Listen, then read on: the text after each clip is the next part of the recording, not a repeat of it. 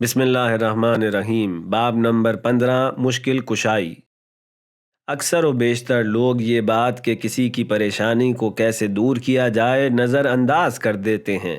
اگر انسان اس مقصد کے لیے ایک چھوٹا سا قدم بھی اٹھائے تو وہ اس کے اثرات اس دنیا اور عالم بالا میں بھی دیکھ سکتا ہے یا دیکھے گا۔ میں نے اپنے اعمال کی حساب رسی کے دوران دیکھا کہ بعض چیزیں میرے لیے بہت حیران کن تھیں۔ مثلا ایک شخص نے اگر کسی جگہ کا پتہ مجھ سے پوچھا اور میں نے اس کی درست انداز میں رہنمائی کی اور وہ مجھے دعا دے کر چلا گیا۔ اس شخص کی دعا کا نتیجہ واضح طور پر میرے اعمال نامے میں مجھے نظر آ رہا تھا۔ وہ یہ کہ جب کبھی رضائے الہی کی خاطر لوگوں کی مشکل حل کرنے کے لیے قدم اٹھایا تو اس کی تاثیر معمول کی زندگی میں بھی محسوس ہوئی۔ اگرچہ ہم بے توجہی یا سر سے بوجھ اتارنے کے لیے بس اتنا ہی کہیں کہ اچھا ہوا، ایسا ہو گیا، یا پروردگار کا شکر کہ اس سے زیادہ برا نہیں ہوا، تو یہ ان لوگوں کی دعائے خیر کا نتیجہ ہے جن کی مشکلات ہم نے حل کی ہوئی ہوتی ہیں۔ میں روزانہ دفتر ہائی وے کے ذریعے جایا کرتا تھا۔ اگر راستے میں کسی شخص کو کھڑا ہوا دیکھتا تو اسے لفٹ بھی دے دیا کرتا۔ ایک دن بارش کی وجہ سے موسم خراب تھا۔ ایک بوڑھی عورت ہاتھ میں سامان لیے ہوئے سواری کا انتظار کر رہی تھی۔ نجی سواریاں اکا دکا ہی دکھائی دے رہی تھیں۔ میں تیز رفتاری سے ڈرائیو کر رہا تھا اور میرے لیے گاڑی کو روکنا خطرناک تھا، لیکن ان خاتون کے لیے میں نے گاڑی روک لی اور ان کو بٹھا لیا۔ ان کے سامان پر کیچڑ بھی لگا ہوا تھا، لیکن میں نے کچھ نہیں کہا۔ وہ خاتون دوران سفر میرے مرحومین کے حق میں دعا کرتی اور صلوات پڑھتی رہیں۔ اترتے ہوئے کرایہ دینے لگیں تو میں نے انکار کر دیا اور کہا کہ اگر آپ دینا ہی چاہتی ہیں تو میرے مرحومین کے حق میں صلوات کا ہدیہ دے دیجئے۔ اب میں نے عالم بالا میں اپنے رشتہ داروں اور مرحومین کو دیکھا تو انہوں نے اس بوڑھی عورت کے اس ہدیے یعنی صلوات کے لیے میرا بہت شکریہ ادا کیا۔ یہ بھی بتاتا چلوں کہ صلوات اور ذکر دونوں معجزے کا کام کرتے ہیں۔ ان میں جو خیر و برکت مخفی ہے اس کا اندازہ اس عالم میں آنے کے بعد ہوتا ہے۔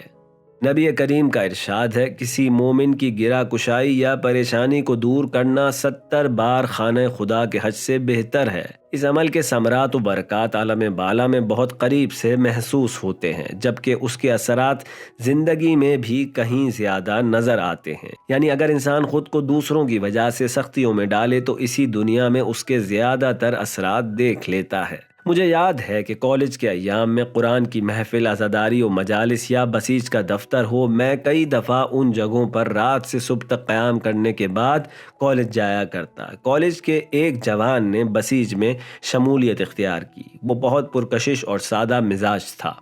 ایک رات بسیج کی سرگرمیوں سے فارغ ہو کر میں نے ٹائم دیکھا تو فجر ہونے میں تقریباً 1 گھنٹہ باقی تھا۔ سب دوست اپنے گھروں کو چلے گئے۔ میں دارالقرآن کے کمرے میں تہجد پڑھنے لگا۔ وہی جوان کمرے میں آ کر میرے پاس بیٹھ گیا۔ جب نماز ختم ہوئی تو میں نے اس سے حیرت سے پوچھا کہ کیا ہوا؟ اس نے مجھ سے کہا کہ آپ کون سی نماز پڑھ رہے تھے؟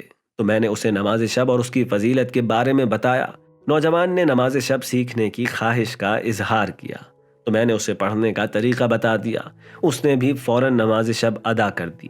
نہ جانے کیوں وہ مجھے ڈرا ہوا سا لگ رہا تھا۔ فجر کی نماز ادا کر کے ہم دونوں مسجد سے ایک ساتھ باہر آئے۔ میں نے اس کی پریشانی کی وجہ پوچھی اور ایک دینی بھائی کی حیثیت سے مدد کی پیشکش بھی کی۔ اس نے بتایا کہ مسجد کے پاس ایک جوان تھا جو اسے اپنے گھر لے جانے کے لیے دھمکی دے رہا تھا اور آدھی رات تک اس کا منتظر بھی رہا، اسی لیے اس نے مسجد میں آ کر پناہ لی تھی۔ میں نے اس کی نشاندہی پر اس جوان کو جا کر سخت دھمکی دی اور پھر دوبارہ وہ جوان اس مسجد کے آس پاس نظر نہیں آیا۔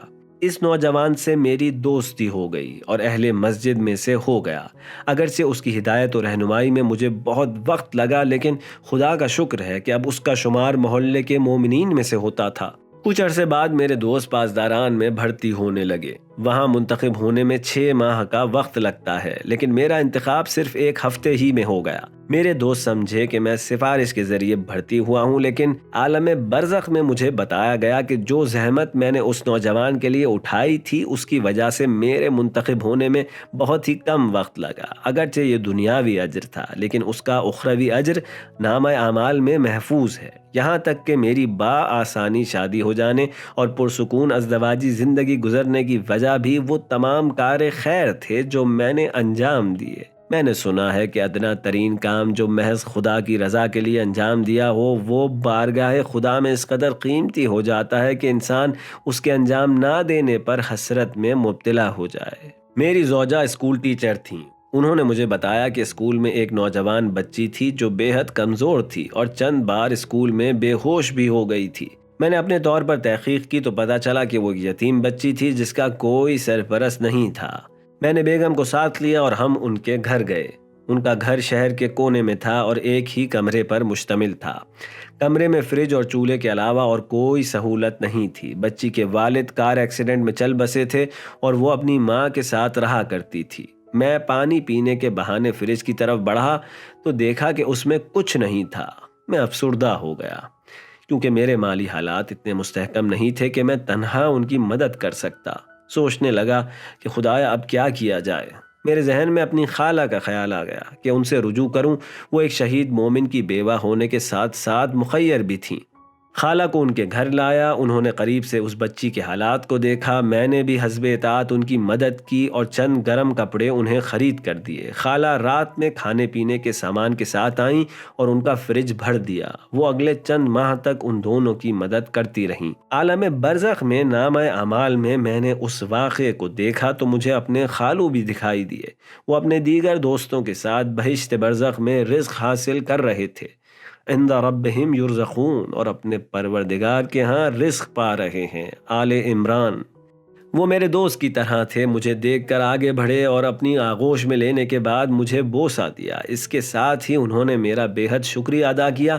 میں نے وجہ پوچھی تو کہا کہ تمہیں خدا کی طرف سے ایک یتیم بچی کی مدد کی توفیق ملی اور تم نے میری زوجہ کو بھی اس توفیق میں شامل کیا۔ تم نہیں جانتے کہ کیا کیا خیر و برکات تمہیں اور میری زوجہ کو صرف اس مدد کی وجہ سے نصیب ہوئی ہیں۔ خدا ہی جانتا ہے کہ لوگوں کی مشکل کشائی کرنے والوں کی بہت سی دنیاوی اور اخروی مشکلات حل ہو جاتی ہیں۔ مجھے امام صادق علیہ السلام کی نورانی حدیث یاد آ گئی جس میں مولا نے فرمایا، اگر کوئی اپنے مومن بھائی کی ایک حاجت پوری کرے تو پروردگار اس کی 1,00,000 حاجات پوری کرتا ہے، جن میں سے ایک جنت ہے، اور اس کے رشتہ داروں کو جنت میں بھیجتا ہے۔ الکافی۔